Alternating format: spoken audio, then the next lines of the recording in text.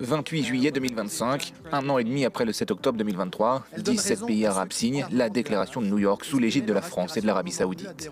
Pour la première fois, tous appellent le Hamas à déposer les armes et surtout, ils condamnent ouvertement l'attaque du Hamas contre Israël. Les pays de la région du Proche et du Moyen-Orient, pour la première fois, condamnent le Hamas, condamnent le 7 octobre, appellent au désarmement du Hamas, appellent à son exclusion de toute forme de participation à la gouvernance de la Palestine et expriment de manière claire leur intention d'avoir à l'avenir des relations normalisées avec Israël. Jusqu'alors, tous étaient restés très silencieux sur la question, alors qu'ils n'avaient pas hésité à critiquer la réponse de grande ampleur d'Israël. Deux pays ont notamment appuyé le Hamas, le Liban, à travers le Hezbollah, ainsi que la République islamique d'Iran. Mais pour la plupart, la question est longtemps restée problématique. Les pays du Golfe, tels que Bahreïn ou encore les Émirats arabes unis, se sont inscrits dans un processus de normalisation de leurs relations avec Israël dans le cadre des accords d'Abraham signés en octobre 2020. Ils se sont ainsi retrouvés tiraillés entre leur engagement politique et la pression de leur population pro-palestinienne. De son côté, l'Arabie saoudite a suspendu son rapprochement avec l'État hébreu, quand d'autres sont restés plus ambivalents. L'Égypte et le Qatar se sont ainsi positionnés comme médiateurs du conflit, continuant à en parler avec les deux camps, Doha abritant notamment de hauts cadres du Hamas. Enfin, plusieurs pays ont également participé à la défense d'Israël. Directement, dans le cas de la Jordanie, Amman a intercepté 20% des missiles lancés par Téhéran vers Israël. Ou encore, indirectement, l'Arabie saoudite et les Émirats arabes unis ont fourni des renseignements stratégiques aux États-Unis, contribuant ainsi à préserver le territoire israélien. C'est compréhensible. Vous avez raison de dire que jusqu'à présent, certains pouvaient s'interroger sur le manque de réaction des pays arabes d'une façon générale. Mais cette fois-ci, visant directement le pays qui abrite la négociation et qui fait tout pour essayer de libérer les otages, c'est un message apparemment clair de la part de M. Netanyahou qui ne veut plus négocier. Bon, quand on ajoute à ça le fait que l'implication des États-Unis dans l'opération est discutée, en tout cas il n'y a pas eu d'objection de leur part, ceci amène naturellement les pays du Golfe, mais pas que, à se poser quelques questions.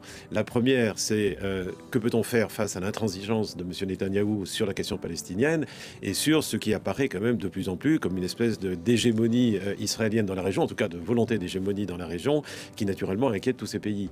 Et la deuxième inquiétude, elle porte naturellement sur les engagements pris par le président Trump, qui lors du sommet, enfin pas du sommet, enfin aussi c'est une visite mi-mai, qu'il a fait dans le Golfe, avait visiblement donné le signal d'une volonté réciproque de restaurer ce qu'on appelle la relation stratégique entre les États-Unis et les pays du Golfe. Aujourd'hui, face à ce qui vient de se passer, c'est-à-dire l'absence de réaction ou même la complicité des États-Unis, il est tout à fait naturel qu'il y ait une réaction forte, non seulement du Qatar, mais de l'ensemble des pays. Alors maintenant, la question qui se pose, c'est comment peut-on réagir? Mais on va y venir. Ouais, on va y venir, bien sûr, là-dessus. Armia, vous ne disiez pas d'OG. De la protection américaine. Ils savent très bien que si un jour il y avait vraiment un conflit dans la région, ce n'est naturellement ni la Russie, ni la Chine, ni même les Européens qui viendraient à leur secours. Ils savent qu'en termes de moyens militaires, les États-Unis sont la seule véritable puissance militaire dans la région. Et donc, puisqu'ils sont quand même liés par des accords de sécurité ou de défense suivant les cas, eh bien, ils savent qu'in fine, ils doivent quand même continuer à pouvoir compter sur la protection américaine. Donc ça écrase toute velléité de voix trop forte. Même s'ils hésitent, non, ça n'écrase pas, mais disons que c'est une préoccupation qui reste.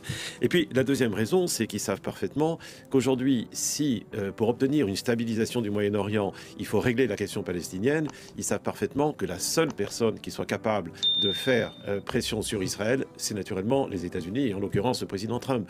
Alors, ils savent très bien quel est le soutien de Trump à Israël. Ils savent aussi que Trump peut parfois se fâcher ou avoir des désaccords. Et ils savent aussi que le président Trump veut absolument, enfin rêve en tout cas, d'obtenir le prix Nobel de la paix. Il a très envie de réaliser les contrats qu'il a annoncés lorsqu'il est passé en mai dans le Golfe.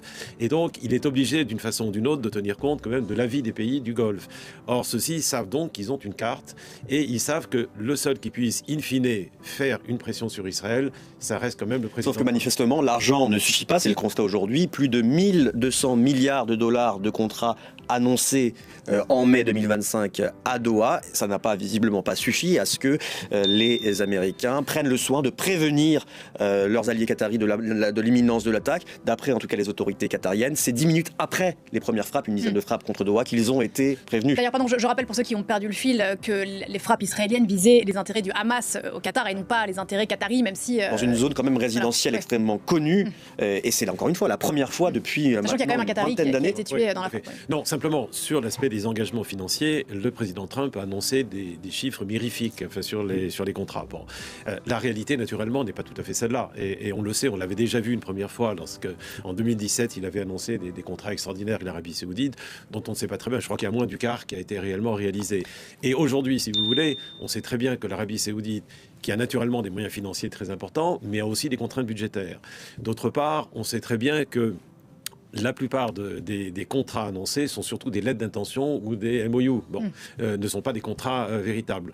Donc, si vous voulez, on peut avoir en tête aussi que les pays du Golfe, qui ont l'habitude justement des relations transactionnelles, eh bien, feront jouer dans la balance le fait justement de réaliser ces contrats. Donc pour le moment, on peut s'attendre à ce qu'il y ait à la fois un gel des accords d'Abraham et d'une façon ou d'une autre, un retard dans la réalisation des contrats annoncés.